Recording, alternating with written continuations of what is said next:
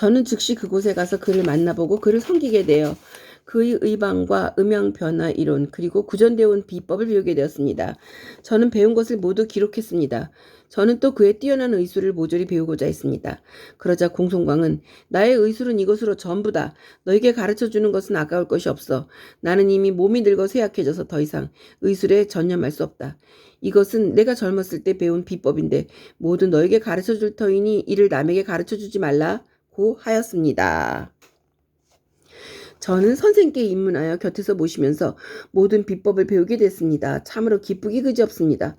죽어도 함부로 남에게 전하지 않겠습니다라고 대답했습니다. 그로부터 얼마 후 공손광 선생이 한가할 때 의술에 관한 저의 원리를 들으시고 저의 견해가 대단히 뛰어나다고 여기셨습니다. 스승 광은 크게 기뻐하시면서 자네는 반드시 나라 안에서 제일 가는 의사가 될 것이다.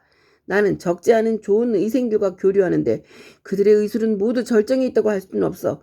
다만 임치현에 사는 나의 동복 형제는 의술에 매우 뛰어나서 나는 도저히 그에 미치지 못해. 그의 의술은 매우 기묘하여 일반 의생들이 이해할 수 없다.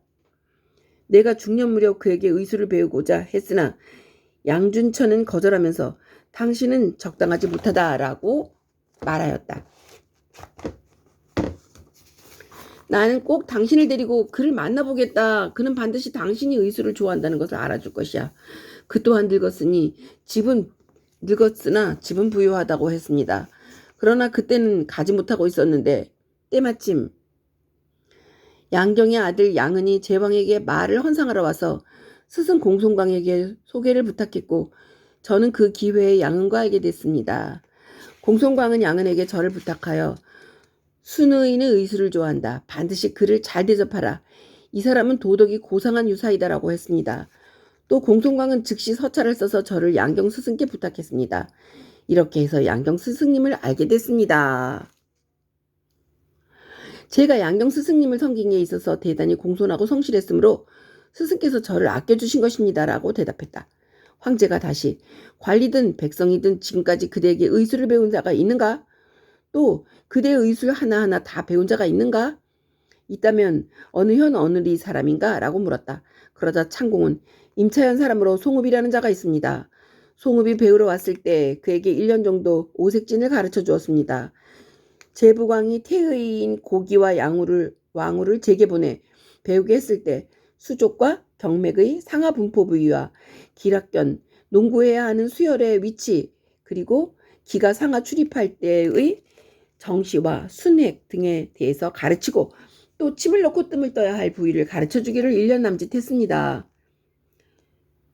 치천왕은 때때로 태창의 마장선 풍진을 보내 의술을 묻게 했습니다. 저는 약재 쓰는 방법, 약재의 오미를 정하여 소재하는 법, 화재탕의 조제법 등을 가르쳐 주었습니다. 고영우의 기승 두신도 맥법의 흥미를 가지고 있어 저에게 배우러 왔습니다. 저는 상하 경맥의 분포 부위와 오색진을 2년 정도 가르쳐 주었습니다. 임치현 소리의 당한이 배우러 왔을 때는 오색진 경맥의 분공 부위와 기해술, 사계절의 기후가 음양의 변동에 따라 변화하는 이치 등을 가르쳤습니다. 그런데 그는 모두 배우기도 전에 제왕의 희의에 임명되었습니다라고 대답했습니다. 황제가 병을 진찰하고 생사를 판단하면 실수가 전혀 없었는가? 라고 묻자 창공은 제가 병자를 치료할 때는 반드시 먼저 맥을 보고 나서 비로소 치료를 진행합니다.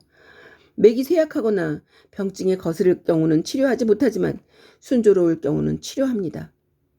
만약 맥을 정확하게 볼 수 없는 상태일 때는 사망 시기 및 치유 여부를 단정하는 데 종종 실수가 나오게 되니 저는 완전히 실수가 없다고 할 수는 없습니다라고 아뢰었다.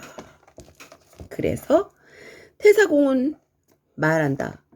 여자는 그 용모와 미추를 막론하고 궁중에 있기만 하면 질투를 받게 되고 선비는 그 현명함과 여부와 관계없이 조정에 들어가기만 하면 의심을 받게 된다.